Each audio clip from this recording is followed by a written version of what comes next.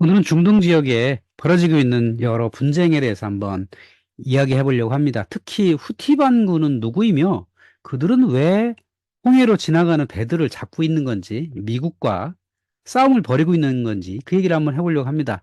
여기 지도에서 보시면 대략 네 군데에 분쟁이 있는 것처럼 보여요. 최근에는 미군 기지가 이란의 지원을 받은 사람들에 의해서 폭격을 당했다고 하죠. 또 이스라엘 팔레스타인 여전히 분쟁이 진행 중이고요. 희한하게도 이란과 파키스탄 간에도 분쟁이 있나? 이런 소문도 있습니다. 여기 시리아의 지도가 있는데요. 이 시리아 남부에 미군 기지가 있습니다. 미군 기지가 얼마 전에 공격을 받아서 미군 병사 3명이 죽고 대략 40여 명이 부상을 당했다고 하는데요. 미군 측의 발표에 의하면 요르단에 있는 기지가 드론 공격을 받았다 이렇게 발표를 했지만 실제로 요르단에 있는 미군 기지가 아니라 시리아 남부에 있는 미군 기지였습니다. 그렇다면 이 미군 기지를 공격한 이들은 누구였을까요? 뭐 아마도 추측컨대 이란의 사주를 받은 이라크나 시리아에 있는 사람들이었겠죠. 그런데 또 하나 좀 의문스러운 것은 이란은 파키스탄하고도 싸우나? 얼마 전에 파키스탄에서 이란 남부에 미사일 공격을 한 적이 있어요. 이것도 어찌 보면 제3의 세계 전쟁으로 벌어지는 거 아닌가 싶은 걱정이 있을 정도였어요. 그런데 이거를 알고 보면 여기 발루치스탄이라는 곳이 있거든요. 발루치스탄에 사는 고유 민족들이 있습니다. 이 사람들은 파키스탄과 이란에 걸쳐서 있거든요. 그래서 이란 남부에 있는 발루치스탄 사람들을 공격하기 위해서 파키스탄에서 이란에다가 미사일을 날렸던 거거든요. 그러니까 이란 정부와 파키스탄 정부가 싸운 게 아니라 파키스탄 정부는 이란한테 미사일을 날리겠다고 미리 통보를 해놓고 이 발루치스탄 사람들을 공격한 겁니다. 그럼 왜 발루치스탄을 공격했나요? 바로 이 파키스탄 남부에 있는 이 발루치스탄이란 사람들이 독립운동을 하는데 파키스탄의 사람들이 이란 남부로 도망을 쳐가지고 여기서 준동을 하기 때문에 그것을 제압하기 위해서 미사일을 날렸다고 합니다. 그러면 이 중동에서 지금 가장 큰 대결을 보이는 곳이 이란과 또 그 외의 나라들이죠. 물론 여기에 또 이스라엘이 껴 있고요. 자, 이란이란 나라를 어떤 대결의 중심으로 본다면 그 반대편도 있어요.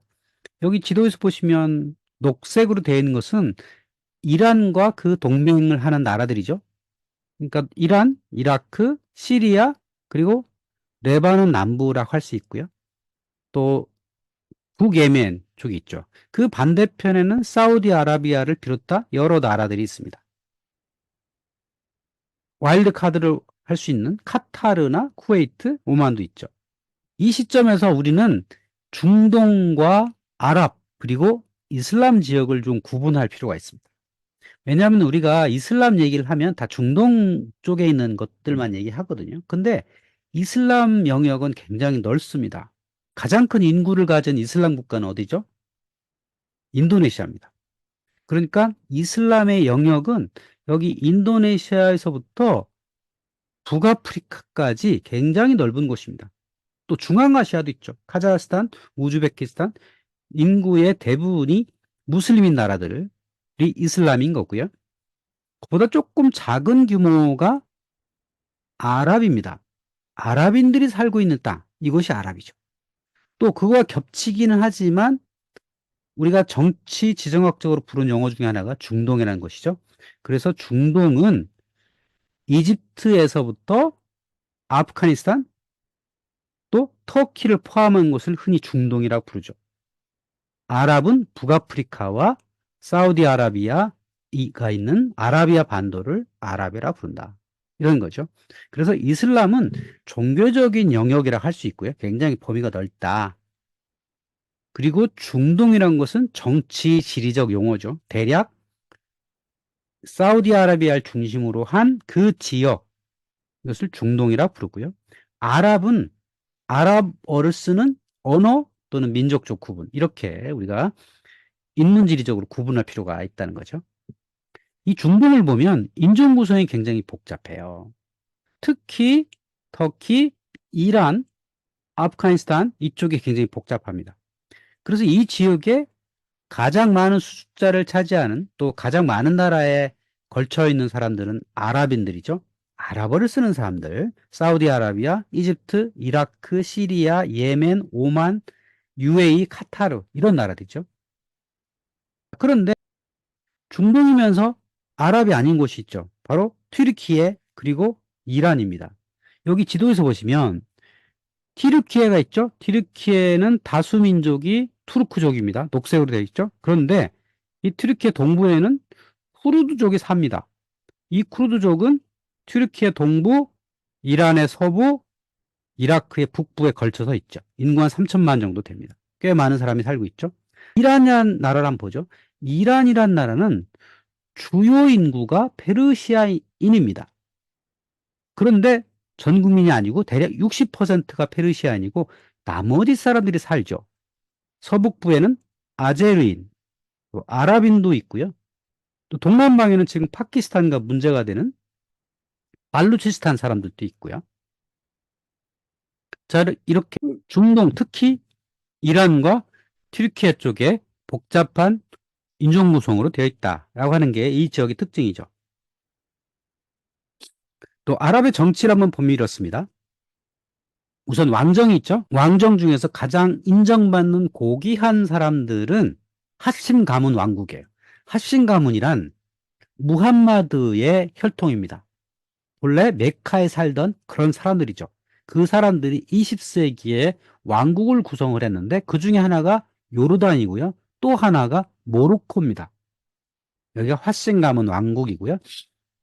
또 왕정이 있죠. 우리가 잘 아는 사우디, 쿠웨이트, 바레인, 카타르, UAE, 오만까지가 왕정이고요. 또 왕정이었지만 쿠데타에 의해서 공화국으로 바뀐 여러 나라들이 있겠죠. 그런 나라 대표적인 게 이라크. 원래 여기도 하신 가문의 왕조였는데 공화국이 되었고요. 또 이집트, 수단, 알제리, 튀니지 같은 나라들은 공화국입니다. 또 이 중동 지역에 내전이 여전히 일어나고 있는 곳이 있죠. 대표적으로 예멘이 있고요. 또 시리아도 여전히 내전 중이고 레바논도 있죠. 이렇게 중동 또는 아랍 지역의 정치는 여러 가지 복잡하게 얽혀 있습니다. 대표적으로 왕정인 곳이 있죠. UAE입니다. UAE는 좀 독특하게도 7개의 토호국의 연합국가입니다. 그래서 아랍에미레이트라고 하잖아요. 에미르가 연합해서 만든 나라다 이렇게 합니다. 아랍에미레이트의 가장 큰 맹주 국가는 아부다비고요. 우리가 흔히 UAE의 수도는 두바이 아닌가 이렇게 헷갈리기도 하는데요. 두바이는 두 번째 큰 에미르의 나라고요. 이렇게 7개가 뭉쳐서 만든 나라다라고 하시죠. 이 지역은 과거 20세기 전반기에 영국의 보호령이었기 때문에 그 보호령이었던 것이 독립을 하면서 이 지역에 있었던 에미르들이 연합을 해서 UAE를 만들었다고 이해하면 되겠습니다. 그런데 오늘날 이 홍해를 둘러싼 분쟁이 일어나고 있잖아요. 물론 이 분쟁이 일어나게 된 가장 원인 제공은 이스라엘이 가자 지구를 공격한 그것 때문이죠. 그래서 이 북예멘 을 차지하고 있는 후티 반군이라 불리는 사람들이 이스라엘로 가는 배를 공격하겠다라고 해가지고 무차별적으로 이 지역을 지나는 배들을 공격함으로써 지금 이 사태가 벌어지고 있는 것이죠. 그 바로 이 지역에 가장 큰 분쟁이 벌어지고 있는 그곳, 이스라엘과 또 이스라엘이 점령하고 있는 그 땅들이죠. 여기 왼쪽 지도에 보시면 가자 지구가 있고 웨스트뱅크가 있고 골란공이죠. 이곳은 1967년에 이스라엘과 주변 아랍 국가의 전쟁에 의해서 이스라엘이 점령하고 있는 바로 그것이죠. 그리고 가장 대표적으로 이스라엘 점령하고 있는 웨스트뱅크 서한 지구가 있을 수 있겠죠.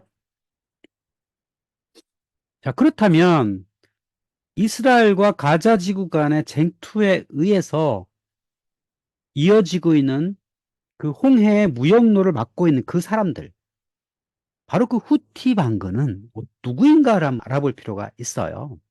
이 사람들은 과연 누굴까? 그러면 이 후티 반군이 차지하고 있는 예멘 지역을 알아볼 필요가 있겠죠. 자, 예멘 지역은 오랫동안 오스만 제국의 영향권이었습니다.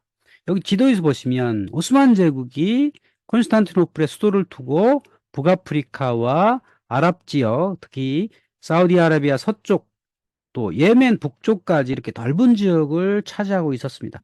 물론 오스만 제국은 이 모든 지역을 직접 통치하지는 않았어요. 각 토후국들의 자율적으로 맡기고 여기서 정기적으로 세금을 내는 이런 방식으로 운영을 했죠. 그러다가 19세기 말기에 영국은 인도 식민지 경영에 상당히 주력을 많이 하게 됩니다. 그렇다면 인도로 가는 백길이 굉장히 중요하잖아요.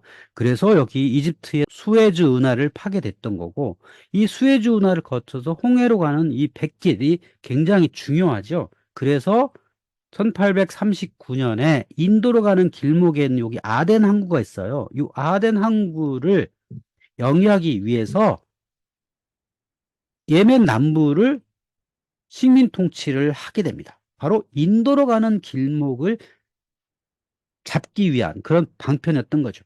또 예전에는 증기선들이 석탄을 뗐잖아요.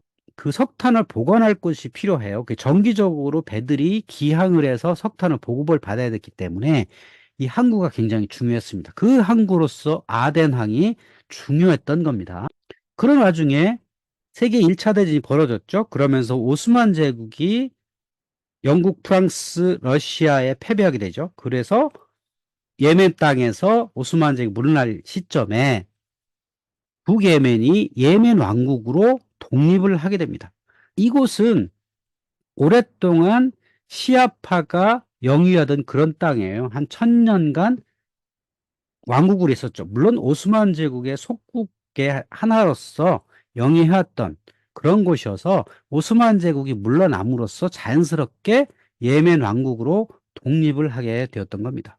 그러다가 이 북예멘 왕국은 1962년에 쿠데타가 일어나서 왕조가 없어지고 공화국으로 성립이 되고 아덴을 수도로 한 남예멘의 서부 지역은 영국의 식민지였다가 독립을 합니다. 그리고 예멘의 나머지 동부 지역은 영국의 보호령으로 있었고 이곳에도 수많은 토호국들이 존재하게 되었던 거죠. 그런 와중에 1990년경 무슨 일이 있었죠? 바로 구소련이 멸망을 하게 됩니다. 그런 과정에서 북예멘과 남예멘은 서로 경제적인 이익을 취하기 위해서 통일을 추진하게 됩니다. 그래서 협상을 통해서 수도를 산하에 둔 예멘 공화국이 탄생을 합니다. 근데 문제는 북예멘과 남예멘은 하나의 나라인 적이 사실 없어요. 물론 여기에 사는 사람들은 아랍인들이지만 언어는 통하지만 종교가 시아파와 수니파로 어느 정도 갈려 있었고 오랫동안 분리되어서 통치되었던 땅입니다. 그러다 보니까 이질적 지역 간의 결합이 이게 온전하게 될 수가 없었던 거죠. 그래서 재분열되었고 이게 내전으로 이어지게 됩니다. 주도권은 누가 질 것이냐 이거에서 내전이 이어지게 됐고요. 당시에 수도는 산하에 있었습니다. 그러다가 이 북쪽 예멘 지역에 후티라고 하는 사람들이 반군을 구성을 해서 이 정부를 몰아내게 됩니다. 그래서 이 산하에 있었던 정부가 아덴으로 쫓겨가게 되고 유엔에서 인정한 공식 국가는 아덴에 있는 정부가 예멘이라 불리게 된 겁니다. 그래서 오늘날 원래 수도였던 사나를 통치하고 있는 사람들을 후티 반군이라 부르고 아덴에 있는 정부를 공식 정부라 부릅니다. 그런데 이 예멘은 내부에 여전히 많은 부족으로 이루어지고 있어요. 토국이 많았다는 거죠. 그래서 지금 예멘이라는 나라는 대략 정치 체제가 셋으로 분리되어 있습니다.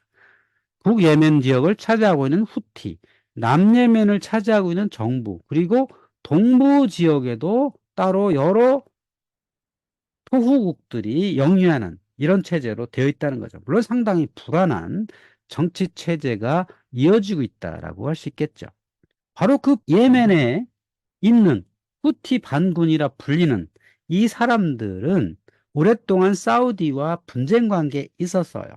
왜 그러냐면 사우디가 이란과 분쟁 관계에 있었고 후티 반군은 시아파였기 때문에 이 시아파가 이란의 지원을 받아서 분쟁을 했고 사우디아라비아 북예멘이 싸움을 했었던 거죠. 그래서 그거의 원인 제공한 것은 이스라엘이었고 미국도 꽤 있었죠. 그래서 지금 보면 반이스라엘 또 팔레스타인을 지원하는 세 세력이 있게 된 겁니다. 레바논의 헤즈볼라, 그리고 이란, 북예멘의 후티 반군 이렇게 존재하게 된 거죠.